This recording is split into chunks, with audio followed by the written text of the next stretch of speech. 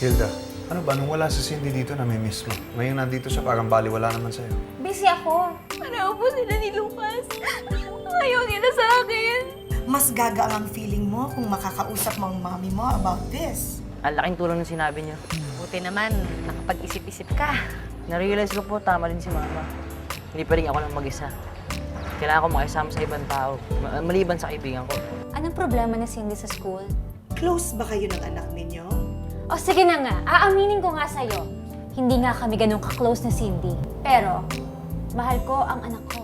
Ni minsan ba sinabi niyo sa kanya at pinaramdam niyo sa kanya ang pagmamahal na yan? Alam mo, hindi ibig sabihin, hindi kita pinapansin. Yun nga lang talaga paminsan. May mga dumarating tayong mga ibang problema eh. Thank you po Halika na nga. Hug mo ako.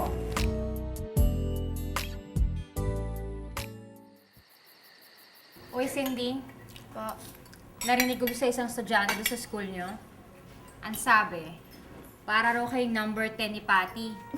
Papaano kasi, ang sabi niya, ang payat-payat mo raw.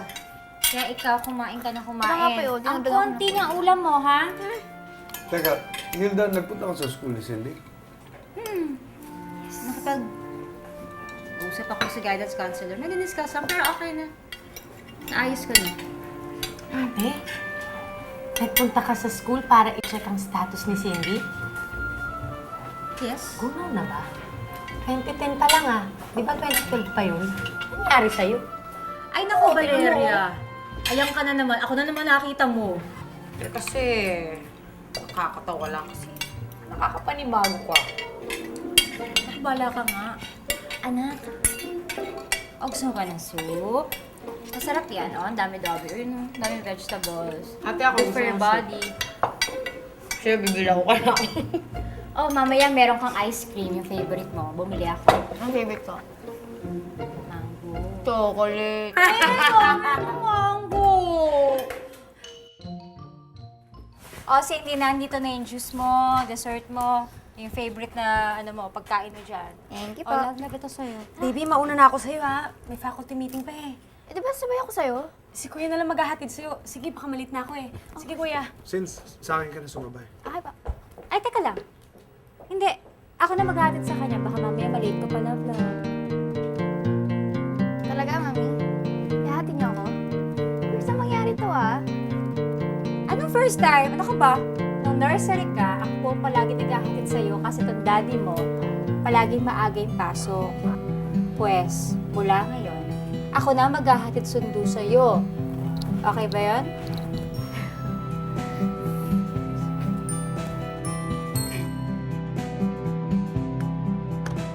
Mahirap naman bumuo ng parang, no?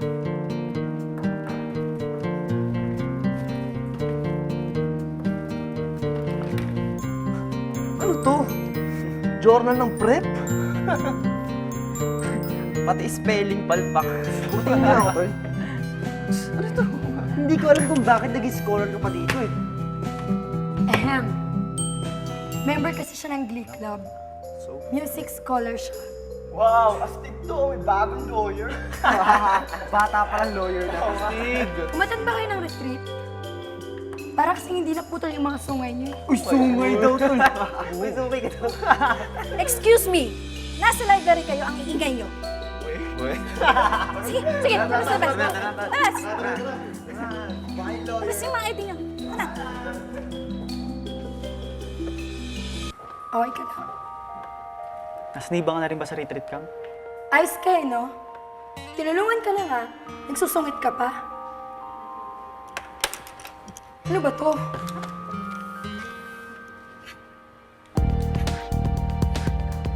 Hindi tawa-tawa.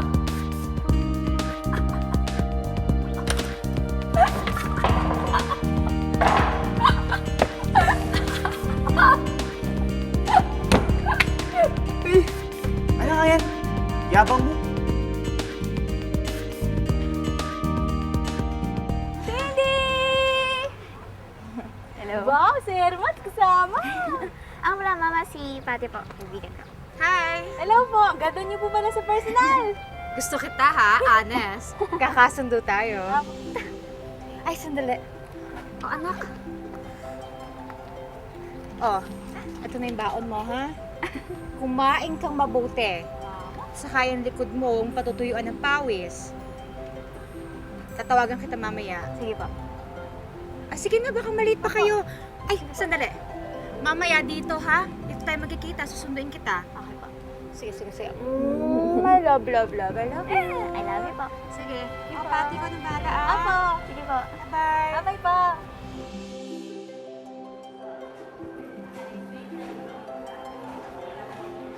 Oh, Oh, ano ginagawa mo dito? gamitin mo yan. May guide na rin dyan kung paano mo gagawin. Soli mo na lang kapag tapos ka na.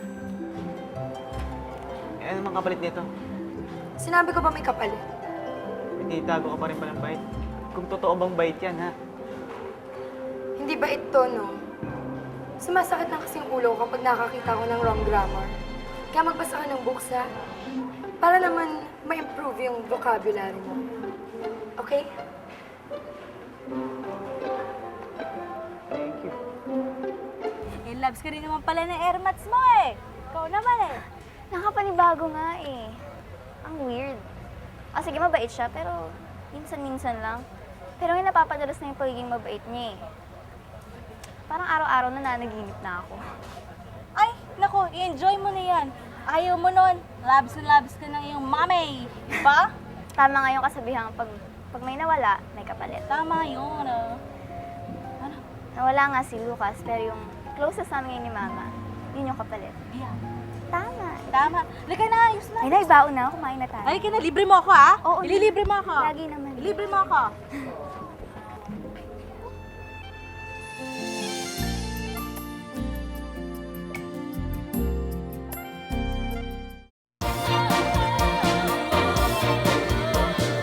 Goodbye, class. That's all for today. See you on Wednesday. Huwag na huwag niyong kakalimutan ng project, okay?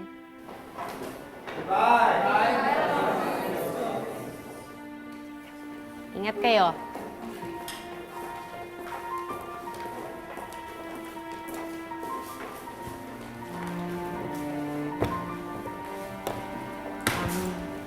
Lucas, pwede ba kita kausapin sandali? Sige po, tungkol po ba saan? Napansin ko kasi medyo bumaba ang grades mo nung nakaraang exam. Pero alam ko naman makakahabol ka kasi alam kong marunong ka naman. Siguro hindi ka lang nakakapag-review ng maayos? Gagalingan ko po next time. Magre-review po ako ng maayos. Basta, if there's anything I can do to help, kamahiyang magsabi, ha? Thank you po, miss. Sige, see you next meeting.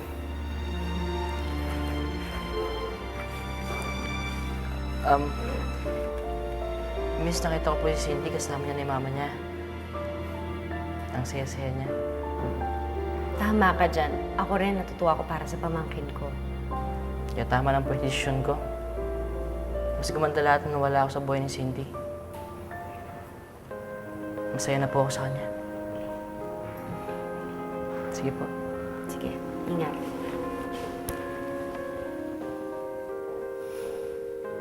Okay, anak.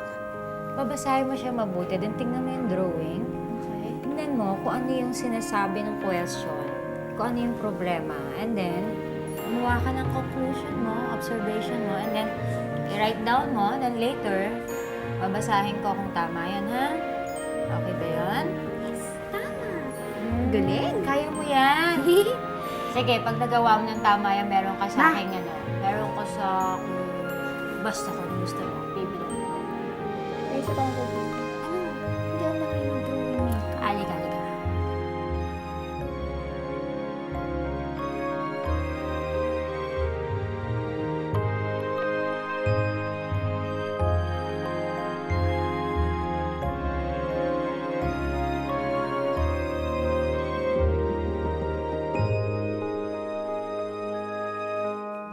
Oh, Cindy. Naplansya ko na yung uniforme mo. Upo ka na dito.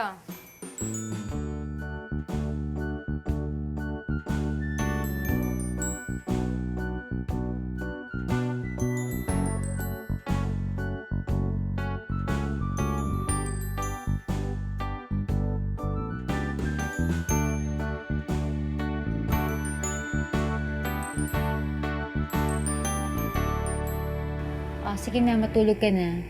Ako nang bahala doon sa mga kalat mo. Ano ka palang gusto mo ibaon bukas? Kahit ano po. O yung sapatos mo nga pala, shinayin ko na kanina. Paano naman kasi, mukha ng luma. O yung project mo ha, huwag mo makalimutan ha. Ano sa labas? Malapit na sa bag mo. Saka yung Thank you po ha. para saan naman yung thank you na yan? Para sa inyo po. Sa pag-aalaga niyo sa akin, sa pag-aasikaso niyo, sa sobrang pagmamahal niyo para sa akin. Tsaka syempre para na rin kay Daddy. Kasi ikaw ang pinili niya maging mama ko. Syempre para na rin kay Lord kasi ikaw ang binigay niya sa akin. Ako rin. Gusto ko rin mag-thank you kay Lord. Una, dahil binigyan niya ako ng mabait na anak. Pangalawa, kasi hindi niya ako pinahirapan na palakihin yung anak na ibinigay niya sa akin. Pangatlo, ginising niya ako sa katotohanan na yung batang itinataboy ko palayo sa akin, eh mahal ko pala at ayaw ko mawala sa akin. Alam mo, ngayon lang ako naging masaya sa tanang buhay ko. Ngayon alam ko na kung bakit hindi ko naramdaman na meron akong isang anak. All these years. Kasi hindi ko rin naiparamdam yung pagiging ina ko eh. Pero alam mo anak, ngayon, hindi ko nakakayaning mawala ka. Mahal na mahal kita, Cindy. Mahal na mahal kita.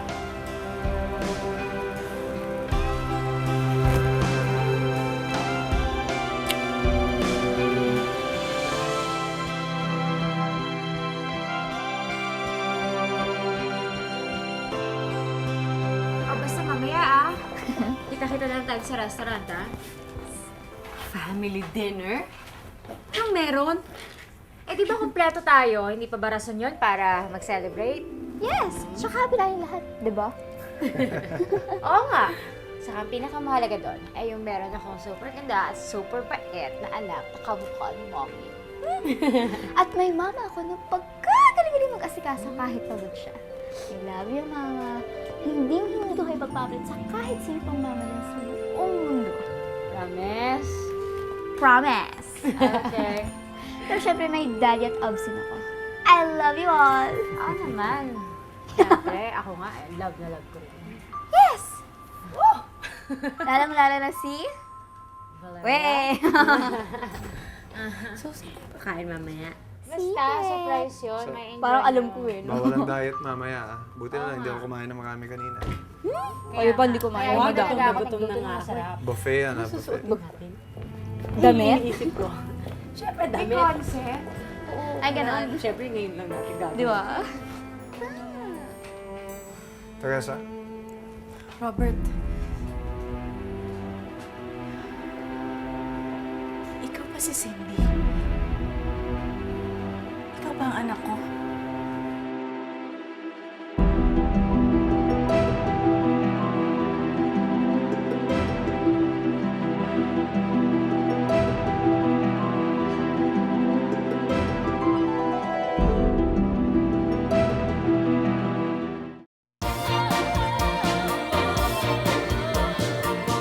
Anak? Daddy? Teresa, anong ginagawa mo dito? Teresa? Di ba yun yung pangalan ng tunay na nanay ko? Oo, anak. Ako nga ang tunay mong ina.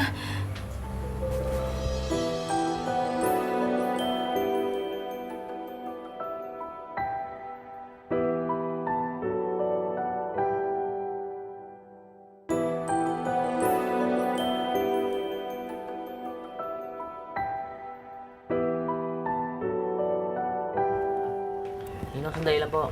May sabihin lang ako. Huwag ka nang syumete dyan. Pumasok ka na ron. Irita naman. Irita. Maligo ka. Ano sabihin mo, anak?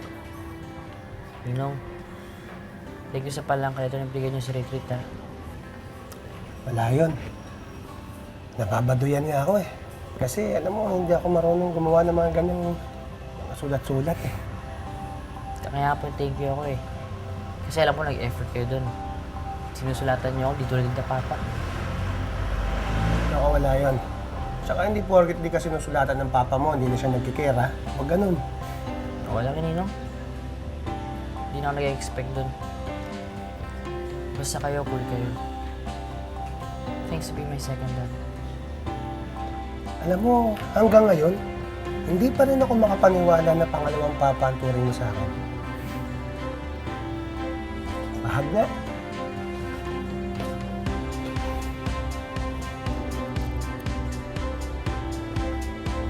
Nasabi ko na nga ba't nababaduyan ka sa ginagawa ko eh.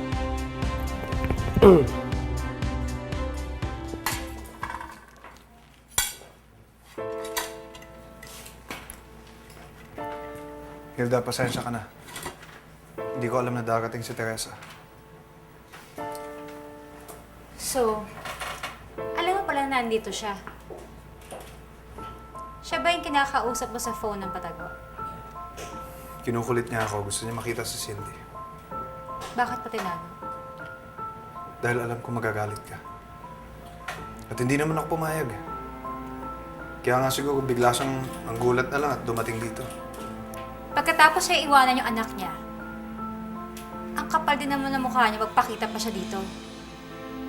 At yan namang anak mo, walang ka-pride-pride. Hindi mo lang niya naisip na walang kwenta yung nanay niya. Hindi ko naman masisi ang bata. Siyempre, sabik na siya makita ang nanay niya. Hindi magsama sila. Sinasabi mo lang yan.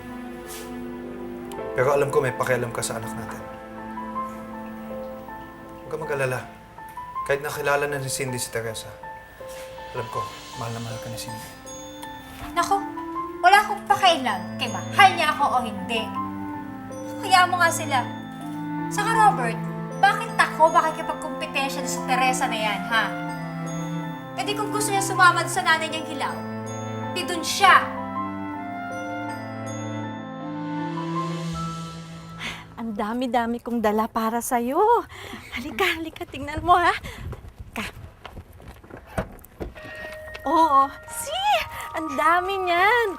Ito, tingnan mo to. Tingnan mo to, ha? Salamat po Pero kahit wala lang po kayong pasalubong sa akin, ayos lang naman po yun eh. Ano ka ba namang ayos lang? Ang daming birthdays mo na na-miss ko. Isipin mo na lang, birthday gift ko to lahat para sa'yo. O, tingnan mo to. I'm sure magugustuhan mo to. Pinili ko talaga to eh. Isang pasalubong na naman po gusto ko eh. Yung paliwanag nyo. Paliwanag kung bakit nyo kami iniwan. Kung bakit nyo na kayo nagpakita sa akin.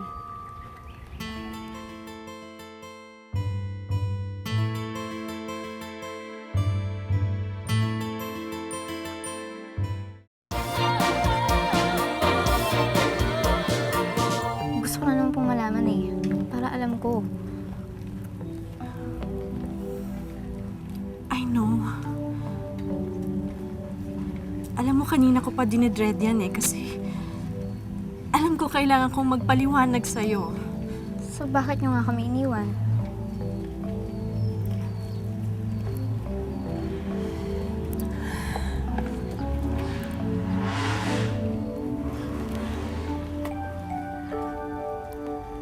Pagmasdan mo ko. I'm 31 years old now. Ikaw di ba 13 ka?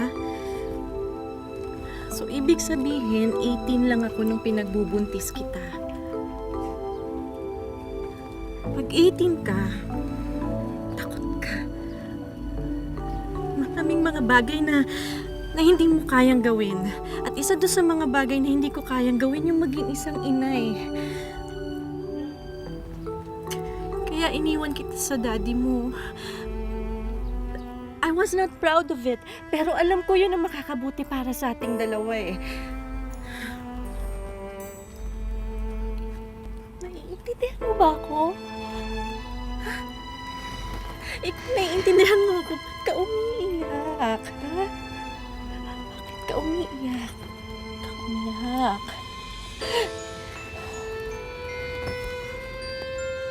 Maging honest ako sa'yo. Please, maging honest ka rin sa akin. Masakit po kasi yung sinabi niyo eh. Na hindi niyo ako kayang alagaan kaya iniwan niyo ako. Pero natindihan ko na po kayo. Kaya masaya na rin ako kasi nahalala ko na rin kayo.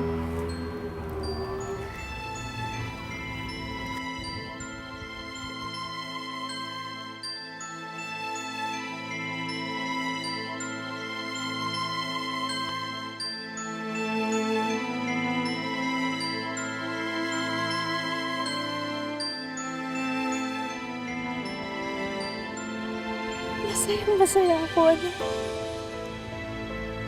Sobrang saya ko.